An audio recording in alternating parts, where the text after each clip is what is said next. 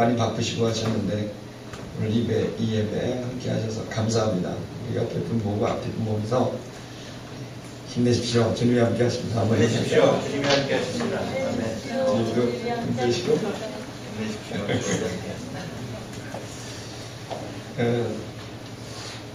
지난주에 저희들이 이제 지도서를 선택하면서 저는 우리 이 3시 예배가 이제 4월 14일부터는 2시 예배가 되겠습니다.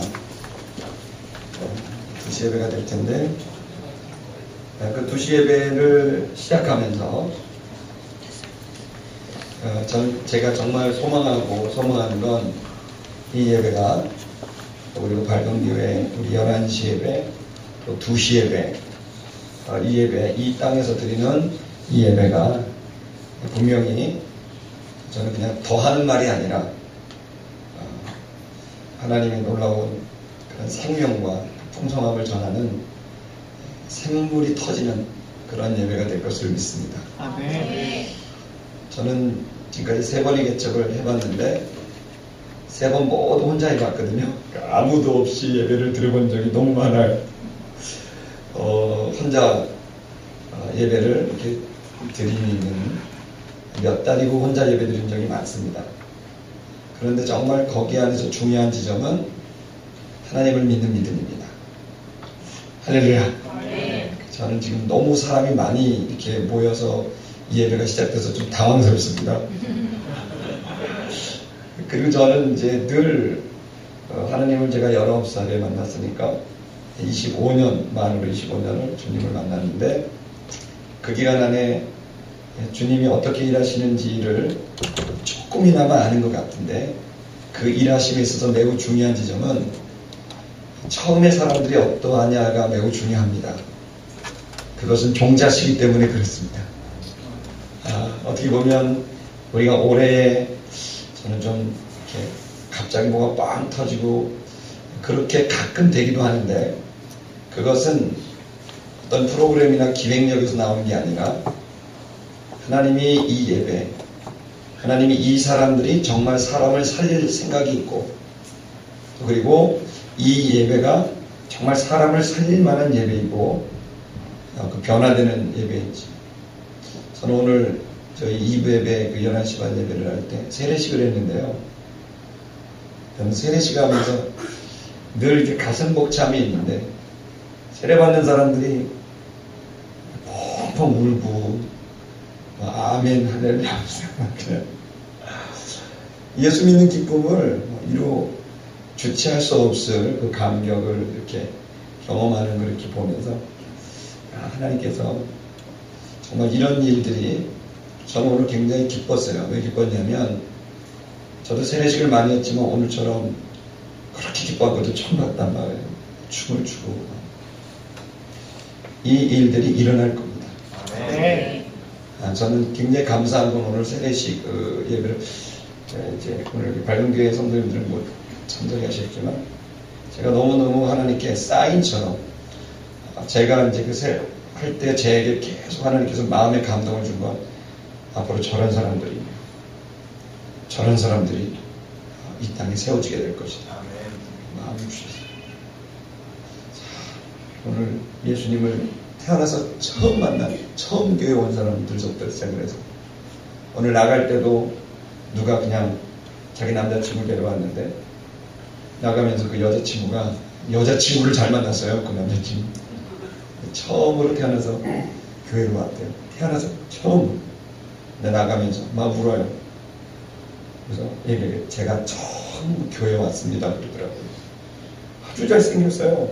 연예인처럼 잘생긴 형제인데 막 울어요. 그래서 뭐라고 얘기는 이름도 생명부지 형제인데 그래서 그냥 꽉 안아줬더니 뭐 그냥 꺽꺽대면서 울어요. 그냥 잘 왔다고 아버지 품에 잘 왔다고 환영한다고 뭐 그 전에 뭘 알겠어요. 오늘 제가 복음을 특별히 뭐 소개한 건데 부활에 대해서 이야기를 하면서 복음을 잠깐 설명했는데도 그냥 한량없이 울면서 그냥 그 자리를 못 떠나고 그러고 있었어요. 저는 오늘 굉장히 태어나서 처음 비가 나온 사람들이 여러 명 있었는데 또 그 중에 몇 명은 세례를 받고, 저는 이 일들이 이제 한국 땅에 일어날 겁니다. 아멘. 몇몇이 아닙니다. 제가 여러분 몇 차례 말씀드렸지만 하나님이 다시 바닥을 치고 한국교회를 살리고 계십니다. 아멘. 저는 그래서 제가 가지고 있는 모든 것들에 대해서 내려놓고 주님이 일하실 수 있도록, 괜히 제가 양념 쳤다가 하나님이 하시고 싶은 그 음식에 누가 될까봐 주님이 하시라고. 저는 뭐 사실 말도 잘 더듬고 사실 특별한 재능이 없습니다. 그냥 하나님 주시는 그 길을 그냥 가고 있는데 하나님이 일하시는 걸 저는 느낄 수 있습니다. 여러분, 저는 이번 주간에 십자가를 묵상하면서 예수님이 부활을 믿으셨지만 제자들도 아무도 믿지 않고, 심지어 가족들도 어머니조차도 믿지 않았는데, 아무도 믿지 않았지만 예수님만 믿으시는 거죠. 하나님 아버지의 말씀. 혼자 믿고 그 길을 가신 거죠. 근데 제 마음에 그런 게 있어요. 아무도 동조 안 해도 괜찮다. 아무도 동조 안 해도 괜찮다. 그냥 하나님의 말씀이면 그것을 믿고 그 길을 걸어가는 때가 차면 주님의 영광을 받으실 것이다. 아멘. 저는 그렇게 확신합니다. 그래서 지금 저는 몇 달 안에 어떻게 되고 저는 잘 모르겠어요. 하나님이 시키는 것만 할 거예요. 아멘. 근데 이번 주 제가 이 전도 집회를 다 마치고 난 다음에 저에게 너무너무 뜨겁게 오는 것은 제가 전도지를 7,000장을 만들어야 되겠다. 바알에게 무릎 꿇지 않은 주님이 예비된 영혼 7,000명을 만나고 싶은데 7,000장을 만들어서 제가 그 7,000장을 가지고 하나님 앞에 제가 정말 기도하면서 한 사람 한 사람을 찾아가되 하나님께서 감동을 주시는 대로 그 7,000장을 내가 하나님 앞에 내가 드림으로 그것을 통해 하나님의 영광 받으시도록 하는 감동을 오늘 새벽에 너무너무 많이 받았어요. 그러고 났더니 너무너무 감사하게, 정말 신기하게 제가 복음을 전했는데 그 조현정 자매나 등등은 예수를 처음 제가 개인적으로 영접을 시켰더니 막 뜁니다. 기뻐갖고. 여러분 아까 세례 받을 때도 그 맞죠? 이 복음이 드디어 힘을 얻어요. 참 놀라운 시간이 열린 거예요. 시간은 우리가 못 열어요. 주님이 여셔야 되는데 그 시간을 주님이 여셨습니다. 이제 우리가 할 일은 순종입니다. 오늘 여러분이 계란을 나누고 전도지를 나누고 있는데 여러분 걱정하지 마세요. 여러분 이 사람한테 전도지를 나눴어도 주님은 저 사람을 데려오세요. 주님의 시즌이 저는 열렸다고 확신합니다. 저는 그것을 믿습니다. 아멘. 중요한 건 주님이 그렇게 시간을 여셨지만 중요한 건 우리인 것 같아요. 지난주에 디도가 바울이 그레데 교회에다가 디도를 맡겨두고 거기서 훌륭한 장로와 감독들을 하나님의 일꾼을 세우라. 그래서 6가지 부정적인 것과 7가지 긍정적인 그 자질을 이렇게 설명을 했습니다. 오늘 본문에서는 사람을 세우라는 그런 적극적인 것보다는 오늘 본문에서는 이런 일을 너희가 하되 우리 안에 내부적인 그런 문제를 해결할 것을 말씀하고 있습니다. 이 디도서의 가장 중요한 주제는 그레데 교회를 살려라 이겁니다. 저는 좀 너무 과한 얘기일지 모르겠지만 한국교회를 살려야 된다고 생각합니다. 누군가 한국교회 죽었냐 그러는데 글쎄요, 뭐 여전히 주님이 우리 교회 주인 되시지만 그러나 분명한 사실은 이전에 70년대 80년대 하나님의 놀라운 부흥들이 그런 열정들이 오늘날 이 시대에 다시 회복돼서 이제는 통일한국을 책임지고 선진한국을 책임지고 이제 하나님이 2만 불, 3만 불, 4만 불로 올라갈 때 그 경제소득이 올라가도 겸손하게 주님을 바라볼 수 있는 그러한 하나님의 일꾼들. 그래서 재정만 올라가는 게 아니라 의식이 높아지고 신앙의 질이 높아지는 진짜로 정말 제대로 진짜 신앙인인 그런 더 나아가 통일한국을 감당할 수 있는 저 북녘의 2,700만 그 동포를 끌어안을 수 있는 사랑을 가지고 있는 그 실력을 가지고 있는 그러한 일꾼들, 더 나아가 아시아와 열방을 책임질 수 있는 일꾼들이 나와야 되는데 그것을 나오는 그 작업을 이번 부흥 시즌에 주님이 예비하실 것이라고 믿습니다. 아멘. 그렇습니다. 저 미래에는 구원받을 영혼이 많이 준비되어 있습니다. 아멘. 지금 와야 될 저 북녘의 동포, 또 우리 한 번도 복음을 들어보지 못한 동포들이 지금 여러분 준비되어 있어요. 여러분 더 나아가 이 아시아와 열방에 한 번도 예수를 들어보지 못한, 여러분 제가 21살에 시골을 내려갔는데 11월 2일 날 내려갔는데 성탄절이잖아요. 저도 성탄절을 제대로 모르는데 그때 당시 전가와 목사님이라는 간디교 목사님이 그 믿음의 집교회를 하셨는데 거기서 성탄절에 대한 글을 주셔서 그걸 보고 제가 다니면서 복음을 전했어요. 크리스마스 성탄절이 교회죠. 그랬더니 동네 주민들이 성탄절이 뭔지 몰라요. 100짜리 동네 주민. 여러분 저는 저만 모르는 줄 알았더니 모르는 사람이 너무 많아요. 지금 여러분 한국에 있는 교회들이 교회가 이렇게 많으니까 전부 예수를 아는 것 같죠. 교회를 한 번쯤 와봤을 것 같죠. 지금 청년 세대 중에 한 번도 교회 안 나온 아이들이 부지 있습니다. 제가 알기로는 정말 60% 이상은 단 한 번도 교회를 안 나왔을 겁니다. 왜냐하면 이 아이들이 저는 지난 10년 동안에는 한국 교회가 너무나 침체에 빠졌기 때문입니다. 전혀 달라요. 상황이 달라졌어요. 저는 그래서 요즘 청년들이 한 번도 교회 안 나온 친구들 너무 많이 만나요. 저는 이 지점에서 복음에 대한 열정들이 우리 속에 있어야 됩니다. 그런데 문제가 하나 있습니다. 그들이 교회에 와요. 교회에 왔는데 문제가 있어요. 뭐냐면 이미 교회 다니는 사람들이 문제일 수 있어요. 이미 교회 나온 사람들이 그들을 잡아주고 좋은 신앙으로 인도해야 되는데, 그레데 교회도 똑같습니다. 많은 사람이 교회에 들어왔지만 그러나 교회를 떠나가게 되죠. 이유는 뭘까요? 예수님 때문이 아니라 사람 때문입니다. 저는 지금 오늘 우리가 이 교회에, 이 밝은 교회가 이 지역에 놀라운 붕이 있게 되기를 축복합니다. 아멘. 그렇게 되기 위해서는 여기 많은 사람이 들어올 겁니다. 저는 분명히 들어올 거라고 생각합니다. 수천 수만이 올 거예요. 아멘 좀 해주세요. 100만을 보고 있는데 저희들이 수천 수만 갖고는 몇백만이 올 겁니다. 저는 그렇게 생각해요. 몇백만이 올 건데 중요한 건 몇백만이 왔다가 몇백만이 가면 안 돼요. 왜 갈까요? 성도들 때문에 갑니다. 저 같은 목사님들 때문에 갑니다. 또 어떤 여건이 있어요. 물론 다른 이유들이 있습니다. 그러나 우리가 해결할 수 있는 근본적인 문제는 우리 자신이라고 생각합니다. 그래서 이 말씀이 중요한 겁니다. 좋은 일꾼들을 세워야 되는 이유가 이상한 일꾼들 때문에 교회가 흔들리게 되면 구원받으러 들어온 사람들이 상처받고 나간다는 거예요. 여러분, 좀 이것은 다른 사람의 얘기는 아닐 거예요. 여기 있는 감독이라는 것은 오늘날로 말하면 목회자고, 장로라고 말한다면 목회자급에 있는 병신도 지도자 모두 됩니다. 한마디로 말하면 교회의 일꾼들, 교회 앞에 서 있는 사람들입니다. 저 같은 목사님, 전도사님, 장로님들, 권사님, 집사님들, 또 청년 지도자들일 겁니다. 자, 우리들이 좋은 일꾼이 되기를 소원합니다. 그런데 우리 안에는 그렇게 좋은 일꾼도 있지만 좋지 않은 일꾼도 있다는 그 사실입니다. 여러분이 나눠드린 그 내용을 좀 보시면 저는 그냥 성경을 이렇게 얘기하기를 좋아해서 저희 교회에서도 늘 이렇게 성경을 얘기하는데요.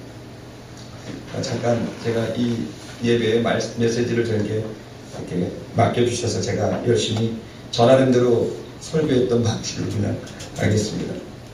자, 본문의 말씀 보면 디도의 두 번째 사명입니다. 디도는 두 번째 사명을 맡습니다. 먼저 10절을 보면 이렇게 되어 있습니다. 왜냐하면 그들이 있다. 한이라고 에이미는 있다. 비동사입니다. 그들이 있다. 누가 있습니까? 많은 중에 있습니다. 뭐가 많습니까? 교회가 많아요. 교인이 많아요. 교인이 많은 중에 뭐가 있어요? 특별한 사람들이 있다. 특별히 어떤 사람이요? 할례당이에요. 이 할례당이 그레데 교인에게 있다는 겁니다. 근데 이 할례당이 어떠해요? 이 할례당은 그레데 교회 안에 있는 그레데 교회 성도입니다. 할례당은 여러분 알다시피 유대교적인 바탕을 두고 있습니다. 할례를 중히 여기는 그런 유대교적인 경향을 가지고 있는 성도들입니다. 여러분, 그레데 교인은 여러 명이에요. 근데 그 중에 특별히 할례당이 있는 겁니다. 근데 이 사람들의 특징이 있습니다. 바울이 본 거죠. 세 가지입니다. 첫 번째 뭡니까? 이 할례당은 복종하지 않아요. 자기들이 가지고 있는 종교적인 그 교리에, 할례라고 하는 그것에 매여 있습니다. 그래서 그들은 절대로 바울이에게도 디도가에게도 복종하지 않습니다. 여전히 자기의 뜻대로 가는 거죠. 두 번째는 뭡니까? 헛된 말을 합니다. 여기 헛된 말이라고 하는 것, 헬라 말로는 말씀드리지 않지만 닥치는 대로 말하는 겁니다. 생각나는 대로 말하고 가감없이 계속 말하기 시작하는 겁니다. 여러분, 이 말씀은 공허한 말, 교회 유익이 되지 않는 말, 목회 유익이 되지 않는 말, 그리고 이 하나님의 복음에 유익이 되지 않는 말을 그냥 막 쏟아내는 사람들이라는 겁니다. 세 번째는 속이는 자입니다. 그것은 마음과 생각을 속이는 허튼 소리를 계속하는 겁니다. 거짓말이 살짝 섞이는 그런 말입니다. 여러분, 세상은 교회 안에 있는 거짓말은 새빨간 거짓말은 없습니다. 거짓말과 진짜가 섞여 있습니다. 그래서 교회 안에서는 그럴듯하고 그 상황이 그대로 얘기가 되지만, 그러나 이 거짓말하기 좋아하는 사람들은 새빨간 거짓말 안 하고 그거 맞지? 그거야. 근데 이건 이거야. 그러면서 그 안에 살짝 교묘하게 거짓을 집어넣습니다. 여러분, 오늘 우리들은 우리 자신이 어떠한가를 좀 살폈으면 좋겠어요. 아멘. 다른 사람 생각, 이런 위에 설교를 하면 떠오르는 사람이 몇 명 있습니다. 근데 절대 나는 아닙니다. 다른 사람, 저 장로입니다. 저 장로. 이 얘기를 들어야 되는데, 이렇게 생각합니다. 이거 저 집사님이 이 설교를 들어야 되는데 오늘 없네. 생각합니다. 저도 그랬어요. 제 얘기예요. 그러니까 우리들이 이 얘기를 들을 때, 좀 우리는 자꾸 어떻게 생각하냐면, 나는 아니고, 누구 얘기다. 근데 여러분, 우리가 누구 얘기할 일은 없어요. 오늘 이 말씀을 통해서, 저는 이 얘기를 우리에게 좀 적용을 해서, 또 저도 그렇고 여러분도 그렇고, 우리가 목사이기 전에, 전도사이기 전에, 장로이기 전에, 한 사람이 그리스도인입니다. 그리고, 우리들은 이 구원받고 싶은 영혼들이 들어올 거예요. 그들을 맞이해야 돼요. 그렇다고 한다면 우리가 그들을 맞을 준비를 해야 됩니다. 마치 식당에 있는 종업원이 손님을 맞이하듯이 우리가 준비가 되어 있어야 돼요. 준비가 되어 있지 않고 손님을 맞아요. 그럼 그것이야말로 책임을 다하지 못하는 겁니다. 저는 분명히 하나님이 많은 청년들, 또 가정들을 분명히 이 예배당으로 오게 할 거라고 믿습니다. 근데 우리가 하다못해 음식을 팔아도 준비를 하는데, 여러분, 우리가 복음을, 예수 그리스도를 전하는데 준비 안 하면 되겠습니까? 준비합시다. 아멘. 뭘 준비할까요? 복종치 아니하는 할례당. 그럼 이 말을 나에게 한번 적용할 필요도 있습니다. 나는 순종했는가? 여기서 복종하지 않는다는 것은 첫 번째로 바울의 지도를 따르지 않았다라고 할 수 있습니다. 하나님께서는 교회를 세울 때 늘 지도자를 한 사람 세웁니다. 여기는 분명히 우리 이 목사님이, 이종 목사님이 하나님이 세우신 바울과 같은 존재라고 믿습니다. 아멘. 저는 하나님이 언제나 이런 은혜들을 베푸실 때 하나님이 한 사람을 늘 세워서 일하시는 것을 저는 봅니다. 분명히 저는 이 목사님 여기에 하나님께서 주시는 바울과 같은 존재라고 저는 믿습니다. 그러므로 저와 여러분들이 이 목사님 말씀에 여러분 이해가 되든 이해되지 않든 여러분 그것을 순종하는 것이 충성인 줄 믿습니다. 헛된 말, 생각이 난다고 막 말하지 않는 거죠. 그리고 속이는 겁니다. 자, 이 사람들을 어떻게 할까요? 11절로 가면 어떻게 해야 되냐면요, 입을 다물게 해야 됩니다. 이 사람들의 말 때문에 뭐가 돼요? 교회가 무너져요. 교회가 흔들려요. 여기 보면 저희의 그들은 것이라, 저들의 입을 막을 것이라 라고 되어 있습니다. 여기 입을 막아라 라고 하는 이 표현을 원문 그대로 옮기면 어떻게 되냐면요, 그들의 입 위에다 무언가를 놓아라. 이런 말입니다. 직역을 하면 그들의 입 위에다가 뭔가 넣어라. 올려놔라 좀. 그런 말입니다. 그러니까 입을 다물게 하라는 거예요. 뭘 올려놔야 될까요? 바른 교훈을 올려놔야 됩니다. 하나님 말씀을 올려놔야 돼요. 그러니까 우리말로 그 이 땅으로 이런 게 아니에요. 이 말씀은 뭐냐면 바르지 못한 가르침을 하고 바르지 못한 말, 거짓 섞인 말을 하는 이유는 몰라요. 본성이 그럴 수도 있고요. 어떻든 그들에게 어떻게 되면 그 입에다가 바른 교훈, 하나님 말씀을 올려놓으라는 겁니다. 그래서 입을 열지 못하도록 만들라는 거죠. 성도 여러분, 우리는 때로는 단호해져야 됩니다. 아멘. 제가 좀 약해요. 그게 좀 단호함이 좀 제가 너무 약해요. 그래가지고 주님이 해결하시겠지 늘 이런 말이에요. 그러다 화가 나요. 처음에 뭐 화가 이런 자식들이 말이야, 이거 안 되겠는데 이거 어떻게 그렇게 해? 막 화가 나요. 돌아서 기도하면 불쌍한 거야 그 영. 아휴, 오죽하면 저를 말하겠나. 주님 좀 해결해 주시고 붙잡아 주세요. 또 돌아서 또 그래요. 아니 그럼 이 사람이 바뀌냐? 잘 안 바뀌어요. 막 카카오톡으로 이상한 말 막 날리면 또 그러면 이제 청년들이 그 이상한 말이 카카오톡을 저한테 또 다 보내요. 이렇게 보내고 읽어오면 날 보내서 내가 보내지 말어. 모르는 게 낫겠어. 그리고 잘 보내거든요. 알려면 저희가 이렇게 성장하는 과정 중에 이렇게 보면 여건이 허락되지 않으니까 때로는 말이 없을 때가 있어요. 이렇게 하겠다 그러는데 하려고 보니까 여건이 안 될 때가 있는 거예요. 그러면 좀 미루겠다 그러면 복사해요. 감동을 자주 받으시고 말이 앞서서 그래요. 제가 그래요. 맞아요. 제가 말이 좀 앞서요. 근데 저는 말이 앞서는 거가 나쁘진 않다고 봐요. 어떻게 되냐면 그 말이 제 말은 아니고 하나님 말씀이니까 좀 앞세우고 싶어요. 저는 그래서 선포를 봐요. 저는 무슨 여기서 논의를 하고 합리적 추론의 과정을 거쳐서 민주적 절차에 따라서 어떤 결과를 도출해내고 싶은 생각은 없습니다. 교회는 하나님의 말씀을 순종하는 곳이지 어떤 합리적 추론을 해내는 것은 아니라고 봐요. 물론 우리가 그렇지 않을 때는 그런 과정을 겪어야 되지만 근데 여러분 되게 재밌는 게 뭔지 아세요? 하나님은 그것이 안 되게 될 때는요. 안 되게 될 때는 미루시는 거지 안 하시는 건 아니라고 봐요. 아멘 좀 해주십시오. 저는요 정말 신기하고 신기한 건 정말 그 일을 이루시는 거예요. 저는 이 목회 과정에서 사실은 2007년에부터 거슬러 올라갑니다. 잠깐 여러분이 편하게 우리 지금 아직 식사일 때까지는 약간 조금 캐주얼하지 않습니까? 편하게 정말 하나님 마음을 좀 다하지만 이게 뭐냐면 2007년에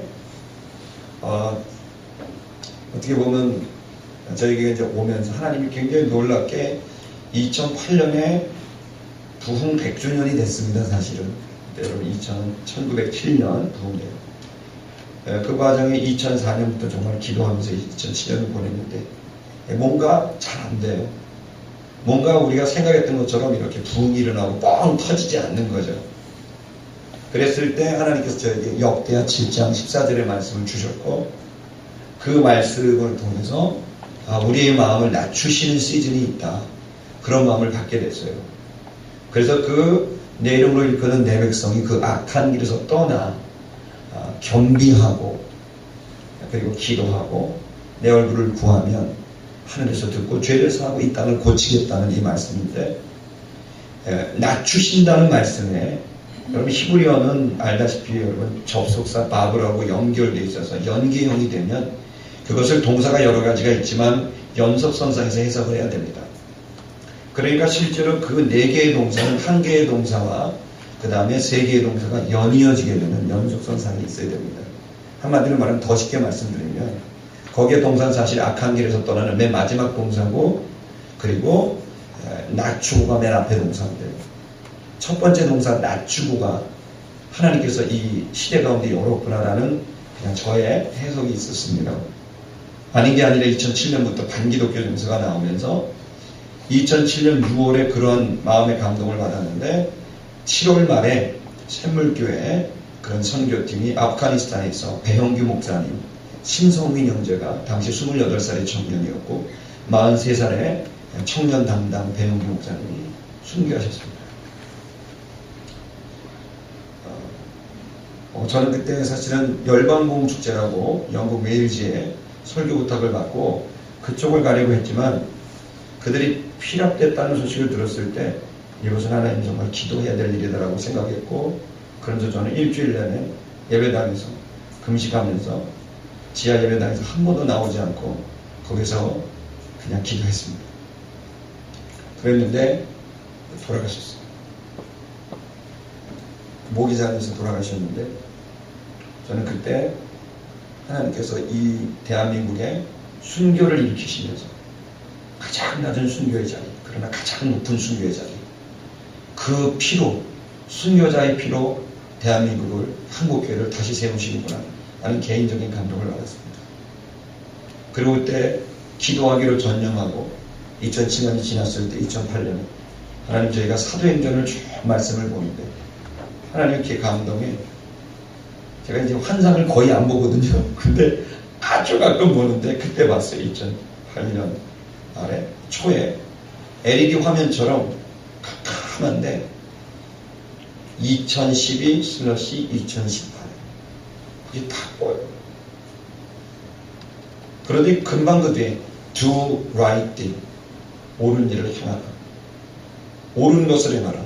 그게 너무 지금도 저는 깜깜한데 LED 화면처럼 2012, 2018 do right thing. 저는 그 감동을 받았을 때 하나님이 2012년부터 2018년에 한국교회에 매우 특별한 시간이 흐르게 될 것에 대한 소망을 갖게 하셨습니다. 그러면서 2008년에 조사를 했어요. 2008년에 뭘 조사했냐면 도대체 청년 대학생들이 교회를 나가는가. 당시에 연세대학교가 30%, 이화여대학교가 31%, 종교란을 하면 그걸 쓰게 돼 있어요. 기독교라고. 그래서 저희가 교회 팀들을 해갖고 한 20명을 데리고 캠퍼스마다 돌면서 조사를 했어요. 최근 6개월 이내에 교회를 나가본 적 있습니까? 그러면서 5개 대학을 전부 돌았습니다. 2008년에 9월의 얘기입니다. 참담한 결과가 나왔는데 3.7%가 나왔어요. 믿기지 않습니다. 저도 당신이만 해도 15%는 되지 않겠냐, 20%는 되지 않겠냐, 그게 제 마음이었는데 캠퍼스에 청년들을 부르면서 무작위로 학생으로 보이는 친구들에게 했을 때 4%도 되지 않았어요. 6개월 이내에 교회 나가본 친구. 그러면서 큰 충격을 받았습니다. 그러면서 2012부터 2018년에 내가 정말 모든 것을 던져서 하나님의 놀라운 한국교회가 다시 일어나는 시간이 열리기를 소망하면서 그때 하나님 사도행전을 보는데 바울이 에베소 교회에 가서 복음을 전합니다. 복음을 전하는데 바로 3개월 동안 에베소 교회에서 설교를 합니다. 부흥회를 3개월을 해요. 그랬더니 거기에서 한 12명 정도의 성도들이 나왔고 그 성도들이 데리고 또 3년 정도를 두란노 소원을 차리면서 복음을 전했습니다. 그랬더니 아시아 교회에 놀라운 부흥이 일어난 거죠. 제가 그 말씀을 받고 주님, 제가 앞으로 2012년 되기 전까지 그렇게 살겠습니다. 그래놓고요. 2008년 10월 1일에 3개월 동안 부흥회를 선언했습니다. 그래서 여러분, 부흥회를 92일 동안 했어요. 부흥회를. 별로 믿기지 않은, 재미도 없으시죠? 일단 좀 들어봐주세요. 재미없는 일이죠. 하루도 빼지 않고 부흥회를 했고 92일 동안 부흥회를 했는데 그때의 주제는 하나님의 사람을 세우소서. 정말 주를 위해 십자가를 질 배용규 목사님이나 심성민 형제 같은 청년들을 세우시고 배용규 목사님처럼 순교의 자리를 기쁘게 갈 수 있는 목회자들을 세우시옵소서. 그리고 제일 첫 번째로 저를 받아주세요. 그리고 3개월 동안을 부흥회를 했습니다. 특별한 일이 일어나지 않았어요. 너무 감사합니다. 그리고 3년을 두란노소원에 있듯이 하나님 말씀을 가르쳐야 됩니다. 2009년, 2012년, 2011년이 됐습니다. 저는 여러분 휴가를 한 번도 간 적이 없어요. 쉰 적도 없어요. 3년을 내내 1000일이 넘는 시간을 늘 전도하고 말씀 가르치고 하나님 앞에 섰어요. 그리고 나서 그 기간 안에 하나님께서 2012를 준비하면서 한국 땅에 정말 다시 한번 부흥이 일어나기를 소망했어요. 그래서 2012가 되기 전 2011년도에 청년들을 데리고 우리 국토를 밟으면서 기도해야 됩니다. 그래서 한 팀은 해남에서 시작하고 또 한 팀은 해운대교에서 시작하죠. 해운대교에서 왜 시작했냐면요, 거기가 신사참배를 거부한 바로 그 교회입니다. 경남노예라고 하는 그 노예가 1938년도에 신사참배를 모두가 가결할 때 오로지 유일하게 신사참배를 거부한 노예가 바로 낙동강 이남에 있는 그 노예인데, 그 노예를 어디서 했냐면 해운대 교회에서 했어요. 그래서 시작할 때 해운대 교회에서 시작해야 되겠다, 그 마음을 받고 저는 해운대에서 출발하고, 우리 김상민 지금 국회의원이 됐지만 김상민 형제는 해남에서 출발하고, 그래서 상민아 너는 신성민 같은 자가 되고 나는 배용민 같은 자가 되자. 그래서 당 청년을 데리고 김상민 지금 현 새누리당 국회의원입니다. 여러분 그런 거 하면 국회의원도 됩니다. 할렐루야.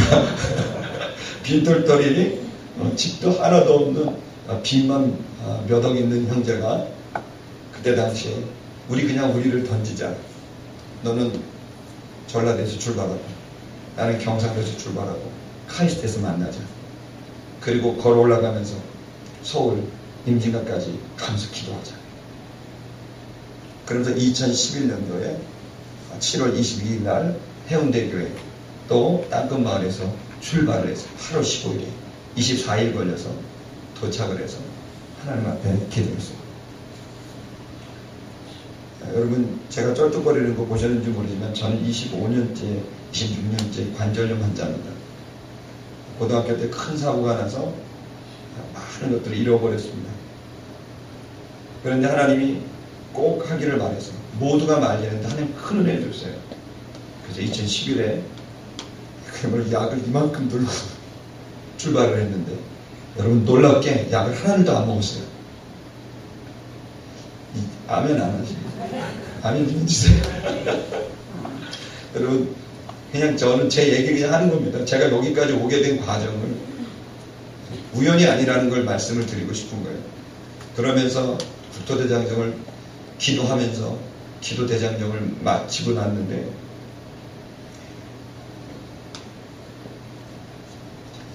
하나님이 너무 기뻐하시고 기도를 받으셨다고 생각했습니다. 그때 한 70명이 넘는 청년이 함께 했는데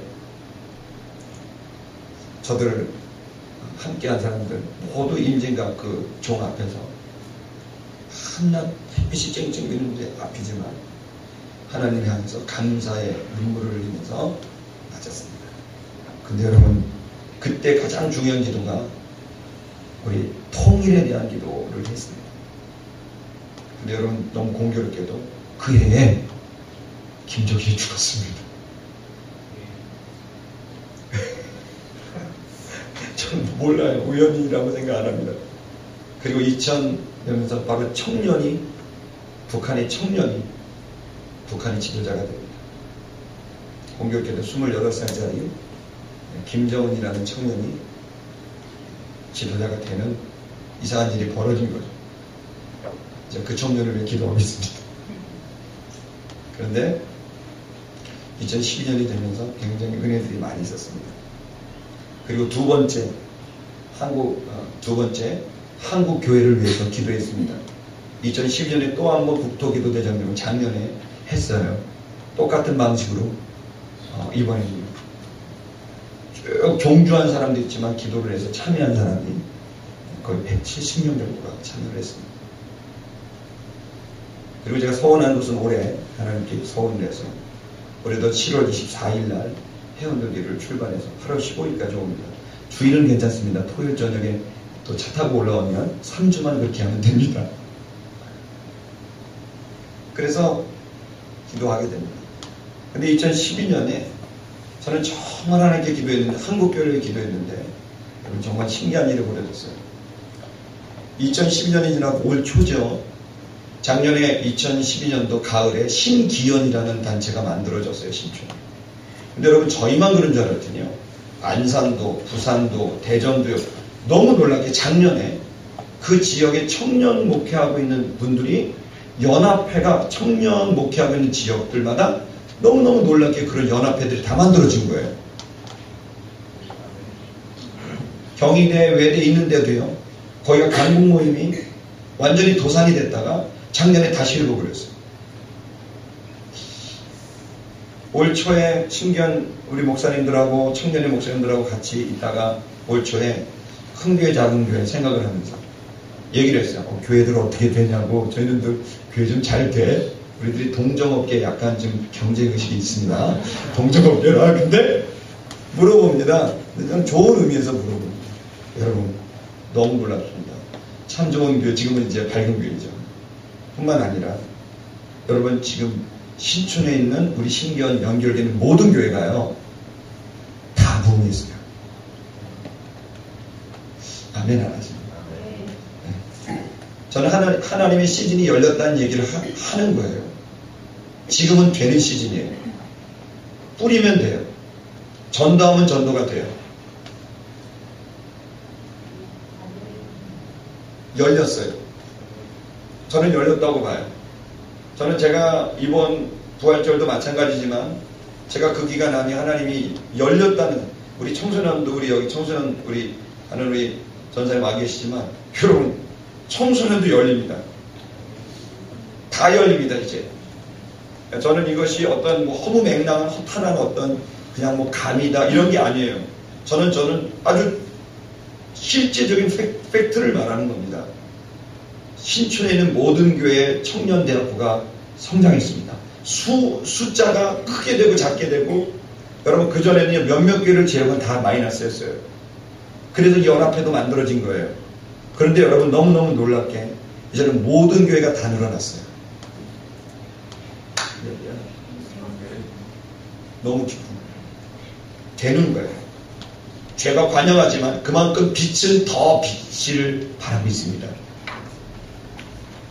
여러분 우리에게 있는 하나님의 권세가 있다고 저는 확신합니다. 아멘.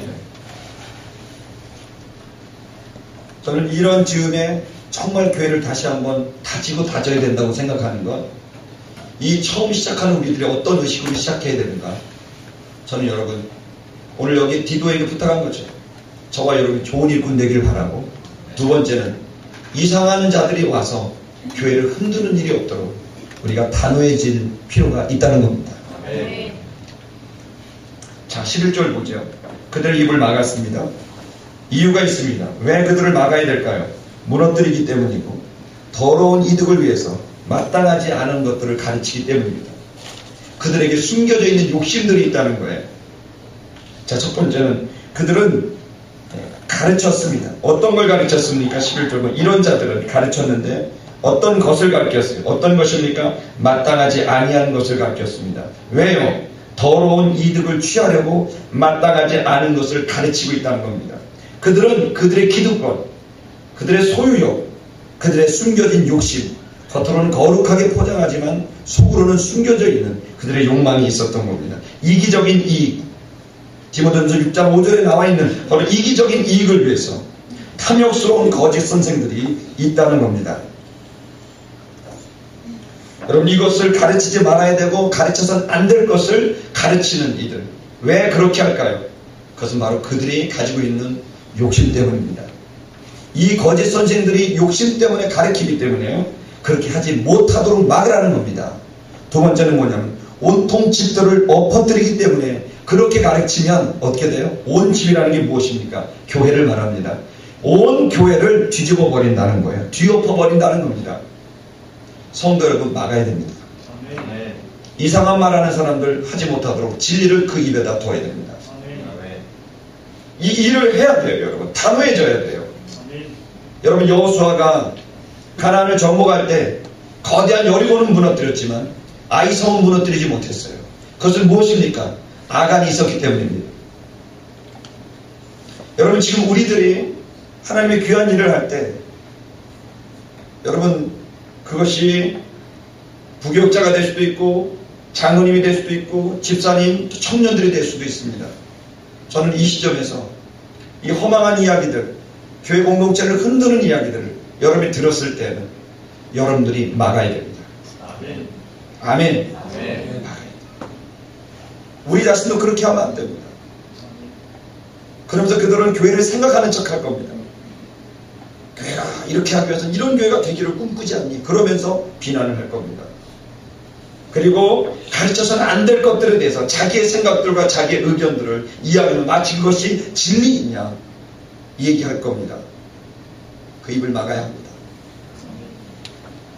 여러분, 교회가 부흥할 때 여러분, 제가 서교동 교회 우리 목사님들 나오셔서 서교동 교회 자료를 봤는데 제가 이제 교회에서 이렇게 책을 쭉 보다가 재밌는 자료가 있어서 기억이 납니다. 서교동 교회에서 말이죠. 어떤 일이 있었냐면 한참 한국교회 부흥이 일어날 때 서교동 일제시대 초엽입니다. 5명의 집사를 출교시켰어요. 이유가 뭔지 아세요? 술을 먹었기 때문에. 술에 임박여서 교회 안에서 문제를 일으키니까 여러분, 교회에서 5명의 집사를 출교시켰어요. 여러분, 부흥이라는 건 죄가 용인되면서 다 좋은 게 좋은 거가 아닙니다. 부흥이 일어날 때 아나니아와 삽비라는 죽었습니다. 하나님의 영광은 그렇게 무서운 것입니다. 지금 우리는 장난하면 안 됩니다. 장난치면 안 됩니다. 저도 마찬가지고 우리 모두가 마찬가지입니다. 하나님의 때에는 우리는 우리의 속까지 다 밝혀서 주님 앞에 바로 서야 됩니다. 우리 속에 뭔가 숨겨져 있고 뭔가 바둑두듯이 뭔가 신앙생활을 하는 그런 걸 여러분, 주님 앞에서는 다 발각되고 다 드러나고 그것은 치명적인 문제가 될 겁니다. 저는 제가 교회를 경직시키자는 말이 아닙니다. 우리가 파수꾼이 되자는 것입니다. 할렐루야. 항상 부흥이 일어날 때 그런 단호함과 그리고 그들이 그 앞에 회개하면 아무것도 묻지 않고 품어주는 은혜가 흘렀습니다. 은혜와 사랑이 먼저 가는 게 아니라 공의와 정의가 먼저 가야 합니다. 그리고 그것이 명확해질 때 그들이 회개할 때 무한한 은혜와 사랑으로 품어줘야 합니다. 그러나 그들 가운데 어떤 이들이 하지 말아야 될 것, 가르치지 말아야 될 것들을 계속 뿜어내면 그것으로 인하여서 하나님의 교회가 힘들어지게 됩니다. 성도 여러분, 저와 여러분들이 그런 의미에서 파수꾼이 되어주셨으면 감사하겠습니다. 여러분도 그렇게 되기를 바랍니다. 아멘. 12절을 보면 자, 이 그레데 사람들에 대한 그 상품, 본질을 말합니다. 그레데인들이 동족의 증언이 있습니다. 이것은 그들은 거짓말쟁이고 짐승이고 게을러서 배만 위하는 대식가들이다. 이런 표현입니다. 선지자들이 있었습니다. 어떤 선지자가 있었냐면 그레데인 중에 구체적으로 이가 누구냐라고 했을 때 일반적으로 정통적인 성경 해석가들은 칼리마쿠스라고 이야기합니다. 칼리마쿠스가 누구냐면요, 칼리마쿠스는 제우스의 찬가라는 글을 적은 사람이에요. 제우스의 찬가. 그 제우스의 찬가에서 제우스를 높이는 사람인데 이 사람은 이제 그레데 사람이에요. 더군다나 그레데 사람인데 거기서 그레데 사람들은 거짓말쟁이라고 말을 했어요. 왜 그 말을 했냐면 그레데 사람들이 뭐라 했냐면 제우스의 고향이 그레데다 이렇게 표현한 거예요. 그러니까 제우스를 이 찬가를 가지고 있는 이 여기 나와 있는 칼리마쿠스가 자기 글에서 이 사람들은 그레데에 있는 것들을 높이기 위해서 거짓말하는 거짓말쟁이들이다. 이렇게 표현을 한 거죠. 그러니까 이 얘기는 바울의 얘기가 아니에요. 그레데 사람들이 자기 유익을 위해서 얼마든지 거짓말을 만들고 얼마든지 역사를 왜곡하고 얼마든지 지난 있는 히스토리들을 만들어내고 꾸며낼 수 있는 사람들이라는 뜻이에요. 이 그레데 사람들은 섬이다 보니까 무역항이다 보니까 기회주의가 있고 그래서 그 속에서 자신의 유익을 위해서 얼마든지 거짓말을 할 수 있는 사람들이라는 겁니다. 이들은 아마 웃으며 거짓말을 했을 겁니다. 진지한 표정을 지으며 거짓말을 했을 겁니다. 이유는 자기의 유익을 위해서입니다. 자신의 기득권을 위해서죠. 그래서 이 카리마코스가 얘기한 이 내용에서 거짓말쟁이입니다. 두 번째는 짐승들이다. 악한 짐승이라는 거예요. 여러분 짐승이라는 표현 아시겠죠? 그것은 잔인함과 난폭성을 얘기합니다. 그렇게 신사적으로 거짓말하다가 들통이 나면 야수로 돌변합니다. 차고 들어옵니다. 짐승이 됩니다. 웃다가 화를 내다 거짓말쟁이의 짐승 같은 자신의 거짓이 드러나면 화를 내기 시작하고 자신의 본체가 드러나면 난폭하게 바뀌는 자들. 그리고 거기 뭐라고 표현했냐면 게으름쟁이인데 게으름쟁이라가 아니라 더 중요한 건 배만 위하는 대식가들이란 말입니다. 욕심이 너무 많아서 게으르면서도 아무 일도 안 하면서 욕심만 차린다는 거예요. 자기는 아무 일도 안 하면서 많이 먹고 싶은 거예요. 많이 차지하고 싶은 거예요. 자기는 아무런 희생도 안 하고 자기는 아무 일도 안 하고 그러면서 많이 먹고 싶은 것만 하는 그런 사람이라는 겁니다. 탐욕적이라는 겁니다. 이 얘기는 바울의 얘기가 아니라 바로 그레데 사람에서 가장 존경받는 바로 카리마쿠스의 얘기입니다. 그러면서 바울은 그레데 사람들의 본성을 얘기했고 그 본성에 기반을 둔 신자들의 그 상태를 지금 이야기하고 있는 겁니다. 13절로 넘어가면 그 증언에 대한 평가는 바로 참되다는 겁니다. 참된 이 증거가 있도다. 이러한 증거는 이미 공식화된 것이고 그레데 사람들의 성품은 이미 모든 사람이 알고 있는 거다 라고 얘기합니다. 13절 그러니 어떻게 합니까? 그러므로 내가 저희를 꾸짖어야 한다 라고 말합니다. 꾸짖는 엘렌코는요 강하게 말해야 된다. 강한 태도로 말해야 된다고 얘기하고 있습니다. 엄하게 하라고 되어 있습니다. 엄하게 꾸짖으라고 말합니다. 성도 여러분, 교회가 따뜻하고 옳은 이야기, 부드러운 얘기, 품어주는 얘기 있는 것으로 생각합니다. 맞습니다. 그것이 맞지요.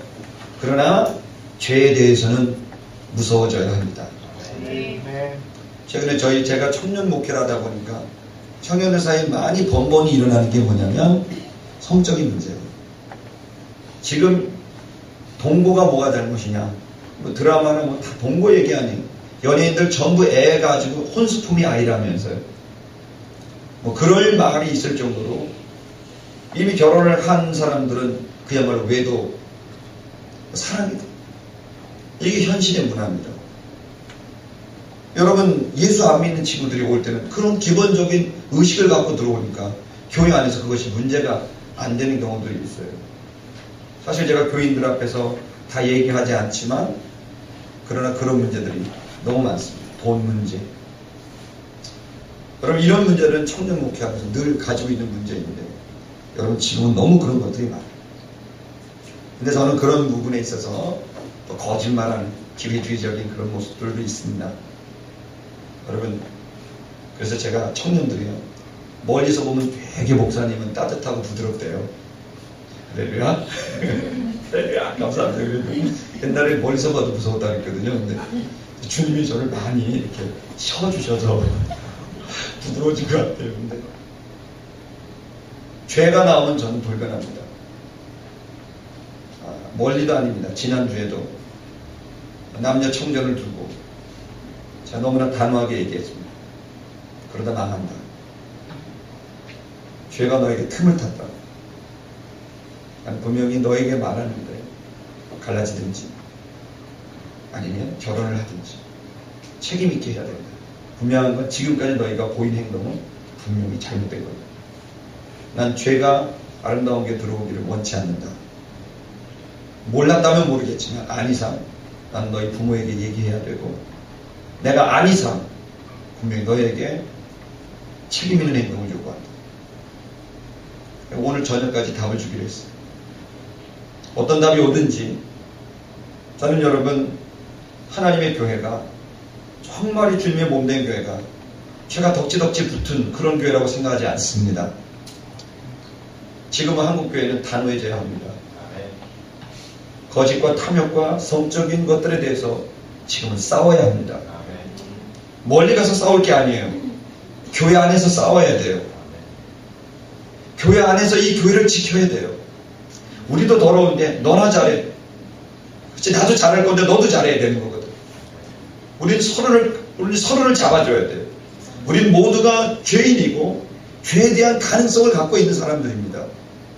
그러므로 우리가 이 믿음의 길에 있어서 서로 잡아주지 않는다면, 누군가 그것을 분명히 선언하지 않는다면 그것이 죄인지도 모르고 넘어가요.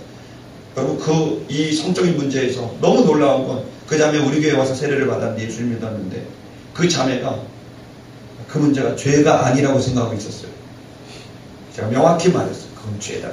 그것은 너의 영혼을, 그리고 네가 앞으로 꾸미게 될 가족을, 그리고 너의 삶 주변을 괴롭게 만든 바로 죄다. 그래서 명확하게 네가 태도를 취해야 된다. 여러분, 우리들이 지금 그들의 입을 막아야 되고 그것을 하지 못하도록 붙잡아야 되고, 여러분 그들이 회개했을 때 그들이 도움을 구할 때 기꺼이 품어주고 인도해야 되리라고 믿습니다. 13절을 보면 그렇습니다. 이 할례파들은 어떻게 했습니까? 저희들은 이 왜 이렇게 꾸짖어야 되고 왜 그 입을 막아야 됩니까? 그것은 쫓지 않게 하려고 저희로 유대인의 허탄한 이야기. 허탄한 이야기란 말이 뭡니까? 유대 구약 성경에 정통한 그런 표준적인 해석이 아니라 대단히 신비적이고 영지주의적이고 교묘한 그런 자기중심의 어떤 이런 만들어낸 꾸며진 이야기가 아니라, 성경의 자의적 해석이 아니라 그런 것들을 쫓지 않게 하려고 한다는 거예요. 지금 여러분 많은 청년들이 성령의 은혜를 사모하지만 여러분 신사도 운동에 빠져 있는 사람이 너무 많아요. 성령 운동하면서 자기가 사도래요. 네가 사도면 내가 하나님이겠지. 제가 그랬어요. 네가 어떻게 사도가 될 수 있느냐. 그러면서 지역적마다 사도가 있다는 거예요. 그럼 진짜 사도 대표 사도는 누구냐? 피터 와그너를 해요. 내가 어이가 없어갖고 말이죠. 너는 큰 허탄한 이야기에 빠진 거다. 네가 예수 그리스도를 중심으로 신앙생활을 하지 않으면 그것이 너를 혼란에 빠지게 하고 네 인생은 망하게 된다. 여러분, 기적을 쫓아갑니다. 세베이오 기적을 쫓아갑니다. 많은 기적을 쫓아 사람들이 움직입니다. 여러분, 여러분 요한계시록을 보셨죠? 기적을 쫓아가지 말고 하나님 말씀을 쫓아가야 됩니다. 아멘. 그러면 기적을 일으켜주세요. 아멘. 기적은 쫓는 게 아니라 주님 주시는 선물이에요. 아멘. 우리가 쫓고 봐야 될 것은 기적이 아니라, 현상이 아니라 사람들 많이 모인다고 그것이 진리가 아니에요. 듣기 좋은 소리 할 수도 있어요. 죄에 대해서 단호하지도 않아요. 가르칠 생각도 없어요. 그냥 사람만 모아요. 여러분, 이런 교인들 저는 대중이라고 생각합니다. 저는 앞으로 청년들에 있어서 죄와 싸울 수 있는 청년이 되길 바랍니다. 그 수가 적더라도 상관없습니다. 여러분, 요한계시록이 말하고 있는 건 세기말이 되면 하나님의 말씀 때문에 성도들이 오지만 하나님의 말씀 때문에 수많은 사람이 떠나간다는 거예요. 사복음서를 보셨지만 기적이 일어날 땐 수많은 사람이 예수님을 쫓아옵니다. 그러나 말씀하실 땐 수많은 사람이 떠나갑니다. 여러분, 저는 이 순간에도 마찬가지라고 봅니다. 우리들에게 기적을 베푸시는 하나님을 찬양합니다. 아멘. 그러나 우리가 이 청년들이, 이 세대 사람들이 기적을 쫓아 여기저기 헤매는 게 아니라, 여기 있다 저기 있다가 아니라 말씀을 붙들고 영생의 말씀이 여기 있으니 내가 뒤개로 가오니까 분명히 하나님의 말씀을 붙드는 은혜가 있어야 합니다. 허탄한 이야기에 너무 빠져있어요. 이들은 그렇게 되고 있어요. 그리고 여기 보게 되면 사람들의 명령을, 진리를 배반하는 사람들의 명령을 쫓지 못하게. 뭐예요? 이것은 철저하게 사람의 명령인 거예요. 결혼, 음식, 금욕주의, 영지주의 등등 사람의 가르침들이 있다는 거예요. 근데 그들은 진리를 배반해요. 말씀을 들고 섰지만 말씀을 전하지 않고 자기 말을 전해요. 성경을 들고 있지만 성경을 전하지 않고 다른 걸 전해요. 여러분, 자기 말을 전하기 위해서 성경을 듣는 게 아니라 성경 속에 하나님 말씀을 전하는 것인 줄 믿습니다. 사람들의 명령, 사람들의 이야기, 인본주의적인 교회를 말합니다. 그들이 그것을 쫓지 않게 하려고 그들을 꾸짖으라는 겁니다. 또한 믿음 안에서 온전케 하기 위해서 꾸짖으라는 겁니다. 여기 믿음 안에서라고 되어 있습니다. 믿음을 온전케 하는 겁니다. 여러분, 믿음으로 온전해지는 겁니다. 아멘. 우리 기독교 복음의 가장 핵심은 이신칭의입니다. 믿음으로 의롭게 되는 거예요. 아멘. 이행칭의가 아니에요. 행위로 의롭게 되는 게 아니에요. 여러분, 믿게 되면 여러분 그것을 우리로 의롭다고 여겨주시는 겁니다. 그러면 의롭게 행하게 됩니다. 믿음으로 의로움을 받게 된 자들이 마땅한 도리는 예수를 영접한 그가, 십자가의 은혜를 경험한 그가 할 수 있는 마땅한 도리는 의롭게 살려고 하는 도전인 것입니다. 여러분, 이 믿음으로 의롭게 된다는 이 교리가 흔들리고 있어요. 왜요? 인간적인 사고예요. 생각할 때 아무리 봐도 보일 수 있는 건 행위니까요. 그러나 여러분, 사람은 외모를 봅니다. 하나님은 중심을 봅니다. 아멘. 여러분, 외적인 현상을 갖고 판단하는 일을 멈춰야 됩니다. 아멘. 여러분, 생각해 보세요. 여러분, 어떤 목사님인데요. 우리 청년들한테 밥을 사줘요. 장학금을, 너 어렵지? 장학금을 줬어요. 한 100만 원. 그러고 난 다음에 성경을 막 가르쳐줘요. 그러면서 힘내라고 막 안아주고 힘내라고 막 그래요. 여러분, 좋은 목사님이에요, 나쁜 목사님? 신천지거든요. 현상으로 현혹되면 안 돼요. 말씀으로 분별해야 돼요. 아멘. 저는 제가 이 가짜 복음, 또다시 행위를 요구하며 또다시 무언가를 요구하는 이 가짜 복음 앞에 저는 명확하게 개로 바뀔 거예요. 아멘. 집 지키는 진돗개로 바뀌어야 돼요. 안 돼. 우리 교회는 들어올 수 없어요. 제가 목회를 하면서 그런 사람들이 너무 많이 들어왔었어요. 그러면서 그것이 진짜이냐 청년들을 찾아다니면서 성경 공부하고 아무도 모르게 만나고 가르치고 청년들이 이상한 거예요. 이상한 사람들이 들어와서 착한 거예요. 신천지는 아니에요. 근데 막 이상하게. 그러면서 막 자기가. 제가 이런 일을 10년 동안, 지난 10년 동안 개척을 하니까 사람 제가 또 젊어 보이고 좀 이렇게 약간 힘이 없어 보이고 약간 그러잖아요. 막 들어와서 막 해요. 되는 줄 알고. 발각이 된 거예요. 너무 이상해요. 이행칭의예요. 그러다 놓고 집사님 망합니다. 복음을 모르면서 복음을 가르치면 됩니까? 좋습니다. 행위로 구원받아요. 그래서 제가요, 재정부에 얘기해서 집사님이 헌금한 내역을 갖고 왔습니다. 집사님이 2년 동안 헌금을 한 번도 안 하셨습니다. 11조도 안 하시고. 행위로 구원받아요. 그 말에 집사님 심판을 받을 겁니다. 사람은 자기 믿는 대로 심판을 받습니다. 큰일 납니다. 그랬더니 길길이 뛰는 거예요. 제가 그러면 더 강해져요. 약한 것 같아도 약간 센 데가 있거든요. 마지막 기회입니다. 여기서 무릎 꿇지 않으면 안 됩니다, 집사님. 큰일 납니다. 아니, 뛰쳐나가더라고요. 그리고서도 얼마나 청년들한테 전화를 하고 만나고 밥 사주고 장학금 주고 그런 일이 굉장히 많아요. 근데 여러분, 제가 그 과정 속에서 놓친 게 있어요. 뭐냐면 이런 부분에서 그 개인에 대한 얘기는 했지만 공동체 전체에 대해서 지키지 못한 부분은 약간 있었습니다. 어쨌든 지금 허탄한 이야기, 사람의 명령을 이야기하는 것들이 많고 믿음 안에서 온전해지는데 믿음으로 온전해지는 것이 아니라 행위 안에서 온전한다는 거짓된 글을 가르칩니다. 이것을 위해서 온전해지게 하기 위해서 가르칩니다. 15절 보면 왜 그럴까요? 왜 그러면 이들은 이렇게 하는 걸까요? 그건 15절에 나와 있습니다. 모든 것이 깨끗하나 어떤 자들에게는 깨끗한 자들에게, 다시 말하면 깨끗한 존재는 모든 것이 깨끗해 보인다는 겁니다. 그러나 자들에게는, 더러운 자들에게는 아무것도 믿지 아니하고 깨끗한 것이 아무것도 없다는 겁니다. 무슨 얘기입니까? 따라합시다. 존재만큼 본다. 자기 존재만큼 보이는 거예요. 여러분, 우리가 뭐가 보이느냐는 내가 누구인지를 알려주는 겁니다.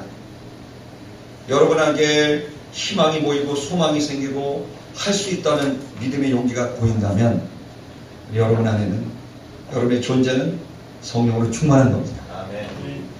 여러분, 우리가 성령이 충만하게 되면 우리 안에 보이는 것이 달라집니다.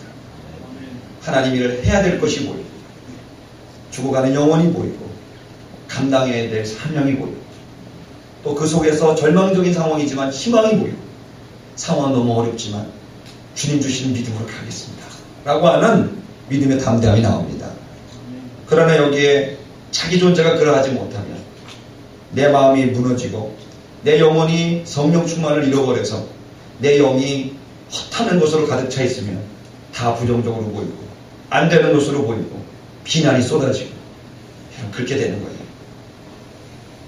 여러분, 자기만큼 보인다는 생각을 가지시고 여러분, 대상으로 보이는 게 아니라 존재로 보인다는 믿음을 갖고 저와 여러분이 우리 내적으로 하나님 은혜 가운데 강화할 수 있기를 바랍니다. 그리고 오직 그들은 저희의 더러운지라. 뭐가 더럽습니까?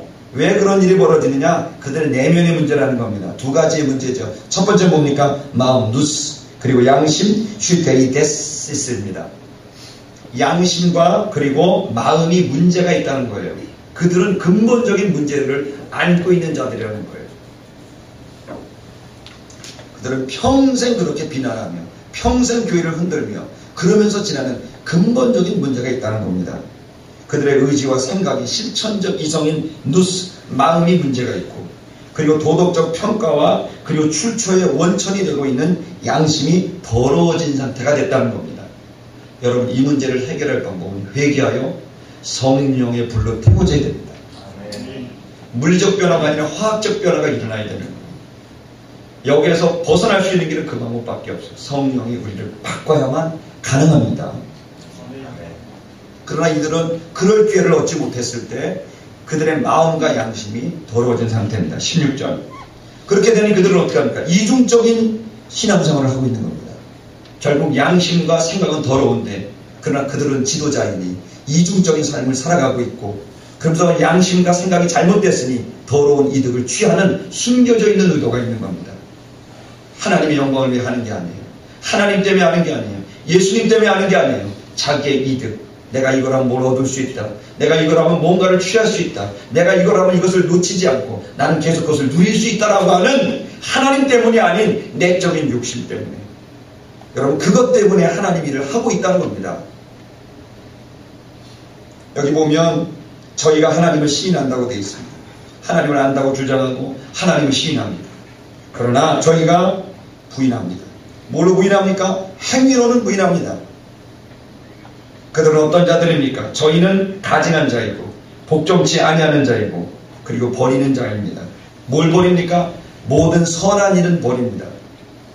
하나님이 기뻐하는 선한 일은 버려요. 그리고 자기가 하고 싶은 일만 해요. 그러면서 하나님이 나에게 주신 사명이라 그래요. 여러분, 사명은 어떤 일이 아니라 하나님이 사명이에요. 아멘. 하나님께 순종하는 게 사명이에요. 아멘. 아멘.